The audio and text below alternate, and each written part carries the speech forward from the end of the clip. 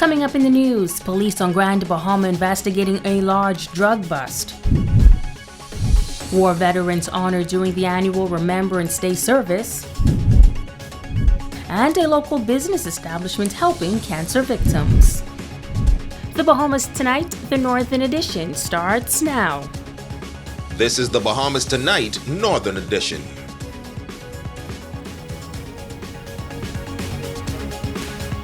This is the Bahamas Tonight, the Northern Edition. Good evening, all. I'm Megan Shepard. Thank you so much for tuning in. Topping news tonight, a major drug bust on Grand Bahama overnight. The joint operation resulting in the discovery of a quantity of suspected cocaine in the Western District. Reports are that shortly after 12 a.m. this morning, officers from the Drug Enforcement Unit, Drug Enforcement Administration, and OPBAT conducted a joint operation. Officers acting on information proceeded to an unpainted apartment complex situated in Russelltown, 8 Mile Rock. Upon arrival, officers knocked on the front door of the unit on the western end of the complex, where an adult male opened the door. He was shown a search warrant and a search was conducted with negative results. Further, the male led the officers to the apartment unit next door, where a search was also conducted. It was there that officers discovered 9 suitcases containing a total of 250 kilos of suspected cocaine, weighing 638 pounds, with an estimated value of $5 million. The man was arrested and is assisting with the investigation. Grand Bahama police are investigating the island's latest traffic fatality. Reports say sometime before 10 p.m. on Friday, an adult male, while attempting to cross the street in Bartlett Hill, 8 Mile Rock, was struck by an unknown vehicle traveling west on Queens Highway, Bartlett Hill. Police say the driver refused to stop. However, the driver later returned to the scene after he made checks of his vehicle and observed visible damages. The victim was taken to the hospital, where he was pronounced dead. Meantime, a young man wanted by police is now behind bars. Police say 18-year-old Deshaun Lewis of number 12 Albacore Drive, who was wanted for unlawful sexual intercourse, turned himself into the Criminal Investigation Department this morning. Officers of the Royal Bahamas Police Force taking to the streets of Grand Bahama today as the Yuletide season approaches. The goal, to heighten the public's awareness about safety measures as they go about their daily activities. Officers of the Central, Northeastern, and Southwestern divisions taking to their respective communities to interact with residents and business owners. Officer in charge of the Northern Bahamas, Assistant Commissioner of Police Theophilus Cunningham, says that community policing initiatives are essential to fostering greater relationships between residents and the police. One of the many ways of us obtaining our goals through community policing as we enter the Yuletide season is to educate the public through the distribution of crime prevention brochures. This would prevent them from becoming victims of crime. Officers of the Traffic Division also making their presence felt. We basically set up these traffic checkpoints, not just to ticket those that are in infraction, those that are in violation of the traffic regulation, but also to issue safety awards. We would like to remind them to drive safely during this Yuletide season. The life you save might be your very own. ACP Cunningham adding that these initiatives help officers to recognize and meet the needs of the community. He says that they intend to work with the community through partnership rather than force. One of our ways of obtaining our objectives is to strengthen the public's trust in order for us to police them by consent and not by force. This would definitely assist us in creating safer communities and reducing the fear of crime. Press Liaison Officer Assistant Superintendent Stephen Roll sharing these holiday safety tips. We want to advise the public to not leave keys in the ignition running, also to not leave valuables visible in the vehicles unattended, and at night time, if you're in your residence, please don't leave your windows open to the public, exposing valuables to persons passing. We look for opportunities to come inside and remove those stuff to cost you more expense. So like I said, we want the public to understand that as we move forward the Christmas season, we want you to just exercise extreme caution as you move about. And for the business community, Those who find themselves moving large sums of cash, we want to advise them to, if they're not doing so already, secure an armored company to move your funds to and from the bank to secure those funds for you, because there may be persons looking around looking for opportunity to come and try to commit an offense. And if you're in doubt, you can always call on the police and we're there to assist you. The numbers are 911 or 919. While the emergency orders have ended and new legislation on the management of the pandemic and requirements for citizens are now in place. While some health protocols still exist, the emergency orders and the imposed nightly curfew have expired. As Remiko Knowles tells us, residents on Grand Bahama are singing the song of freedom. Over 600 days, that's how long the emergency orders were in effect. Those orders coming to an end this past weekend, which means no more curfew. Residents of Grand Bahama could not be happier. Yes, literally. Anna Rena Johnson applauding the government of the Bahamas on its decision to remove the curfew. Because it feels like we're getting back to some form of normalcy. And right now, it's going to be good for the businesses that they can stay open a little later so they can make a little more money. As far as the employees are, that's awesome for them also. They can make a little more money also. Traumatizing, that's how Clarissa Morris describes the curfew, but now she's happy to be free. And free is you could get to go where you want to go whenever you want to go. But for some reason, I feel like the people are so far gone that even though we're free now, they're not going to take the opportunity to go anywhere. I think it was all about control, and the control worked. But it's good to be free. We could slide up on the beach where we want and do whatever we want at any time when we want. The curfew was kind of early. It was kind of early, and it kind of kept you back from doing certain things that you had to, Cab driver Cyril Dean says it feels great, and he notes that the removal of the curfew was long overdue. I feel great, okay, because I can sell later, okay. I'm a Uber driver, okay. Back in the days, we used to call it hacking, okay. Then from hacking came taxiing, then the hoovering, okay. A lot of people can get back to work, and the suffering that most of us had is stopped, okay. Thanks be to God. I feel it's a good thing concerning the businesses, that because they really in Grand Bahama, it's really dry, and they need really the business, and it don't seem like it really make a lot of changes with the young people going out.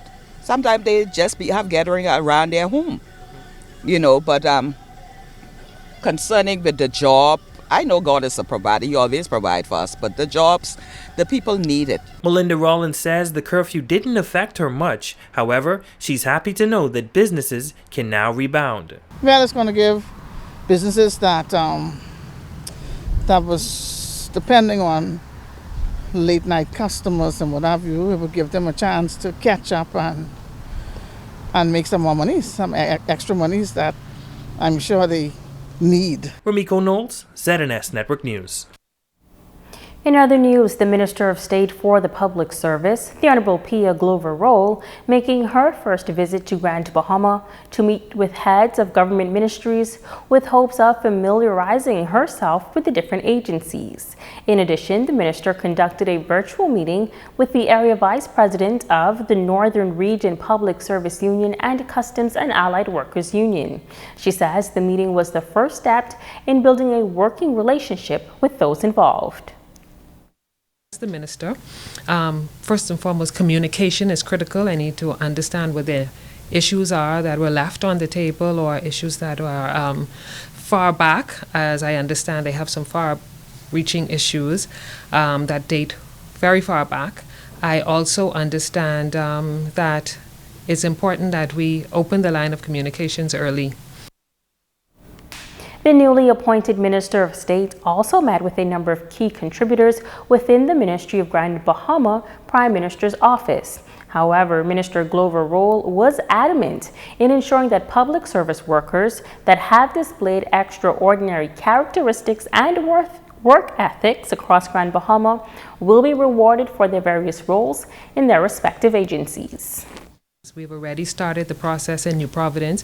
It is trickling over to Grand Bahama. In fact, I come in tow with a few promotion letters, and to ensure that this is an inclusive process and not Nassau-centric. The 59th annual Remembrance Day Service held on Grand Bahama yesterday in honor of persons who gave unselfish service during the times of war. Members of the uniformed branches, parliamentarians, religious leaders, uniformed youth groups, and other Grand Bahama residents gathered at Mary Star of the Sea Catholic Church to honor and remember the courageous Bahamians who served in World Wars I and II. The annual Remembrance Day service, held in commemoration of the millions of war veterans around the world, including more than 800 Bahamians who fought to defend the country's democracy during the First and Second World Wars, beginning with the traditional march of the Royal Bahamas Police and Defense Forces. Reverend Maria Roach Hepburn delivering the homily and highlighting the reason for the annual service. We remember the many unsung heroes and heroines who have put their lives on the line and have died so that we may have our freedom, so that we would be in a world that is safer and a better place. We remember those from our own country, those who came from every island, who served in wars, and in particular World War II, who returned home. We remember them all. We remember the family members and friends who have lost their lives fighting in wars around the world today. And today we especially remember our own 4 Marines of the Royal Bahamas Defense Force who lost their lives on the HMBS Flamingo on May 10th, 1980. Reverend Roach Hepburn adding that while we pause to remember those who fought wars for our freedom, let us always remember who gave us the ultimate freedom. And that is God, our Father. The psalmist wrote in Psalm 46, verse 9, he said, He makes wars to cease to the end of the earth. He breaks the bow and shatters the spear. He burns the fields with fire. We will remember that it is God and God alone who holds us in the palm of his hands, and that God is our refuge and God is our strength. He is our very pleasant help in times of trouble. We will remember that the Lord of hosts is with us and that the God of Jacob is our refuge. Reverend Roach Hepburn using the scripture, Psalms 46, verse 9 through 11. She says we must trust God because he is a tower of strength, a river of joy, and simply because of who he is. She says while the nation pauses to remember war veterans, let us also remember those that are fighting different battles today. We are to trust in him. The battle isn't ours, it is the Lord's. So on this Remembrance Sunday, let us all remember those who have lost their lives as a result of wars and conflicts. But let us all also remember those who are going through spiritual battles right now. Many in here are going through spiritual battles. God is concerned, and he's working out your battle. He is fighting your battle for you. Trust in him. A moment of silence was held for all Bahamians that served. The flags of nations were lowered and wreaths were laid at the altar in memory of fallen war veterans.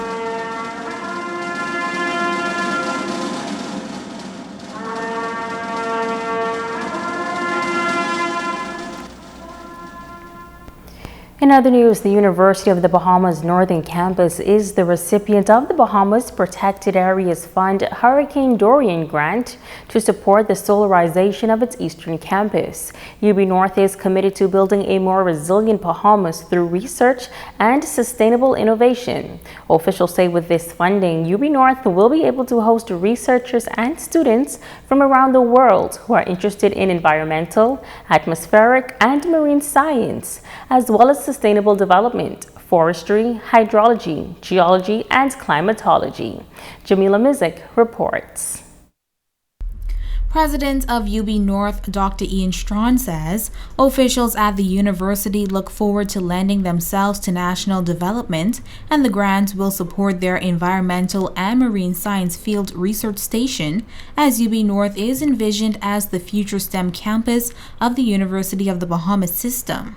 The work that will be done here is pivotal as a country facing the impacts of climate change, that we begin to do research and understand how to build back, how to be more resilient, how to respond innovatively to what is going on around us. The experts at the university have a pivotal role to play in national development and coming alongside the government and helping to provide thought leadership that will assist our country in the years to come. He says they're grateful to the Protected Areas Fund for the $100,000 grant. We're excited to be able to introduce a solar power dimension to this facility, which we want to be a green facility as much as possible. We're grateful for the vote of confidence that they're showing in the university, and we believe this is the first of more projects to come, more successful grants to come. And we believe that in the months and years ahead, scholars from around the world will be coming to this marine and environmental science research station because Grand Bahama provides unique opportunities to study the impacts of climate change, to explore sustainable development, to understand how our environment and marine ecology are changing. Dean of Faculty for UB North, Andrew Moxie, explains the initial research project. Studying and understanding first the impact and then to profile and record the recovery of those systems. As we know, the vegetation and aquifer systems are very intimately related, and as one goes, so does the other. And so our first project is a seedling nursery, which we have already begun to construct, and that will be the nerve center, so to speak, of a more broader reforestation intervention effort. Executive Director at the Bahamas Protected Areas Fund, Karen Panton, applauding UB North for the solarization of the campus field station and supporting the government's plan for the mitigation of greenhouse gases. You know, these gases are what have been responsible for Hurricane Dorian and what's happening around the world. We are particularly pleased to say to Dr. Strawn that we have every confidence in the University of the Bahamas. This is our third grant to the University of the Bahamas, directly and indirectly. We are working with the solarization project. We're also working with the seedling project and reforestation. And we're also supporting your underground water analysis and research. So we are in bed together, so to speak. But we want to say to Grand Bahama that we are with you in your recovery. Jamila Mizik, ZNS Network News. Stay with us, there's more news right after this break.